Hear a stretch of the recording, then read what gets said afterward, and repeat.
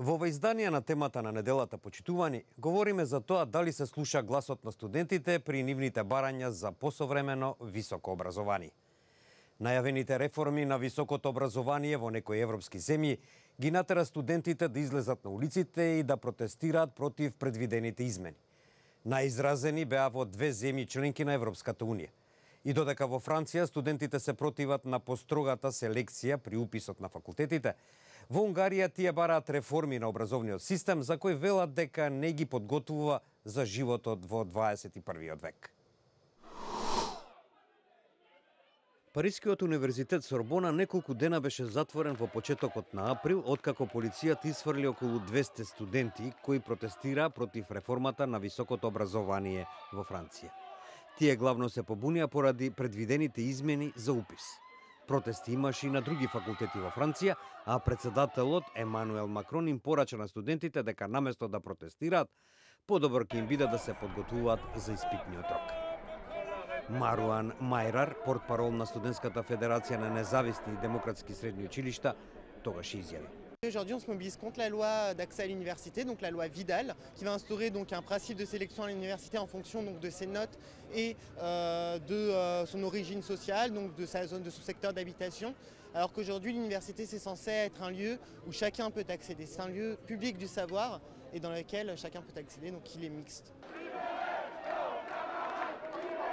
Луи Бојард, председател на Националната унија на ученици од средните училишта, пак смета дека ова станува големо движење. C'est un mouvement qui est en train de se former, un mouvement social contre la politique d'Emmanuel Macron menée sur l'éducation, mais il y a aussi la destruction du service public. Во почетокот на годинава пак неколку илјади унгарски ученици и студенти протестираа пред парламентот за да бараат реформи на образовниот систем, за кој велат дека не успевал да ги подготви за живот во 21. век. Учениците сметаат дека системот е премногу фокусиран врз учење на памет и слепа меморија на факти и не поттикнува критичко размислување или креативност. Критичарите на десничарската влада на премиерот Виктор Орбан велат дека не успеале да ги реформираат главните државни системи, како што се образованието и здравството, кои пак страдаат од голем одлив на паметни млади унгарци во Западна Европа. Balázs Fuzva veli. Alapvetően szerintem reformtüntetésről beszélünk, de egyébként a kormányzat ellenesnek is vehetjük, hogyha úgy nézzük, mert alapvetően a kormányzat oktatásért tett munkáját kritizálja ez a tüntetés. Studentod Balint Tulipak veli. Szükség lenne az oktatás liberalizációjára maximálisan. Semmi szabadság nem marad, gondoljuk a tankönyvpiac monopolizációjára, a tankönyv terjesztés monopolizációjára. Праведно, демократско и модерно образование за сите ученици се порачува во брошурата подготвена од организаторите на овие протести, кои побараа слободен избор на учебници, порешавачки збор на студентите во образовните работи и намалување на задолжителните училишни часови. Орбановата партија Фидес, која на власт од 2010 година на изборите во март освои трет мандат поред. Орбан го искористи своето време на функцијата да преработи стотици закони, уставот и да централизира власта. Неговите реформи, како оние за образованието, судството и медиумите, предизвикаа конфликти со Европската Унија. Европската комисија лани започна правна постапка против Унгарија во врска со новиот закон за високо образование, оценувајќи дека тој не е компатибилен со основните слободи. Проблемот е во тоа што не слушаат нас, туку другите за тоа што е подобро за нас. Вели една студентка од Скопје во врска со она што е неопходно да се преземе со цел Македонија да има образовен систем по европски стандарди. Според студентите, постојат многу работи за решавање, од она во какви услови се студира до големите давачки кои ги плаќаат.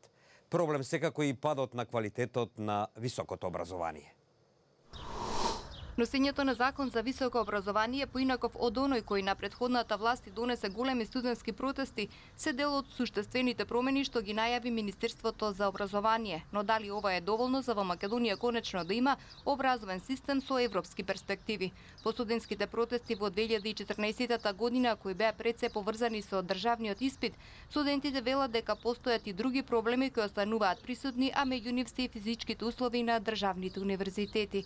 Останати проблеми проблеми кои се споменуваат се поврзани со давачките на студентите, а тука би влегла и експанзијата на факултети во Македонија. Проблемот е што мислам дека не се слушаат студентите што всушност не сакаат, туку повеќе како другите мислат дека е подобро, наместо нас да не прашаат лично како треба и што ни е на нас приоритетот. Збораме со други пријатели од други факултети, кај сите ни ист проблемот, сите сме под многу стрес за тоа што се ни доаѓа наеднаш, се во многу голем обем и Значи треба да се усмери ресурси према квалитет поише. Значи да има помоца по квалитетни институции.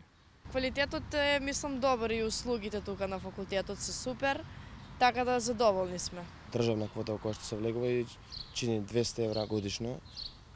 Сметам дека едукацијата што се добива за сооднос со тие средства кои што се плаќаат за нејза е солидна. Дел од студентите сметаат дека треба да има ревизија за тоа кои се акредитирани факултети, зашто постојат сомнежи дека секој од нив не ги исполнува стандардите. Па, искрено би му дала предност на државниот факултет, пошто имам слушано од многу пријатели што идат на приватен факултет и велат дека квалитетот таму и тука не е ист. Мислам дека државните факултети се подобри за според квалитетот, а на приватните повеќе пак вниманието обрнуваат и повеќе предности имаш. Вреди да се каже дека истражување на квалитетот на студирањето на приватните и на државните факултети не е правено и поради тоа оценка на квалитетот на наставата не може да се даде.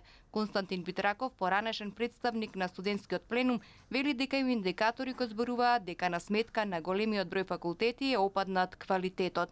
Особено кога станува збор за оние науки каде има повеќе приватни факултети, како на пример општествените, економски, правни факултети, факултетите кои што се поврзани со бизнис, кои што постојат наистина премногу за една вака мала држава, што дефинитивно говори за тоа дека тие се отвараат пред се на база на персонален интерес, а не на база на потреби на пазарот. Во Македонија има најмалку 25 високообразовни институции, од кои 6 се државни. Толку во издание на темата на неделата, во кое говоревме за студентите и нивните проблеми во Европа и во Македонија. Вашите мислења во врска со ова можете да ги испраќате на нашата Facebook и веб страница. До гледање.